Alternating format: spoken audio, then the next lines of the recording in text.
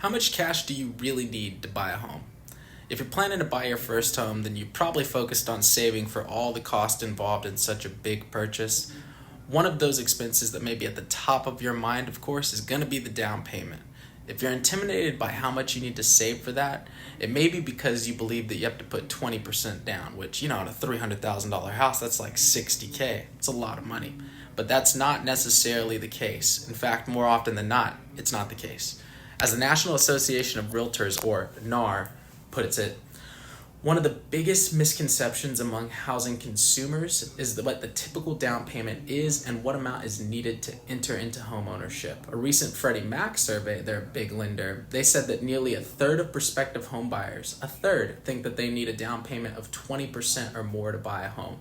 This myth remains one of the largest perceived barriers to achieving home ownership. Here's the good news. Unless specified by your loan type or your lender, it's typically not required that you have to put 20% down. In fact, the average is much lower than that. This means you could be way closer to your home buying dreams than you actually realize right now. According to NAR, the median down payment hasn't been 20% since 2005. In fact, the median down payment for all home buyers today is only about 14%, and it's even lower for first-time home buyers at 6%. That's on the graph behind me. So what does this mean for you? It means that you may not need to save nearly as much money as you originally thought. It's important to learn about options that can help you towards your home buying goal, and it's not just how much you need for the down payment, because that's not really clear. There's also misconceptions about down payment assistance programs. For starters, many people believe that there's only assistance available for first-time homebuyers. While first-time homebuyers have many options to explore, repeat buyers have options too. According to the down payment resource, there's over 2,000 homebuyer assistance programs in the U.S., and the majority are intended to help with down payments. That same resource goes on to say, you don't have to be a first-time buyer.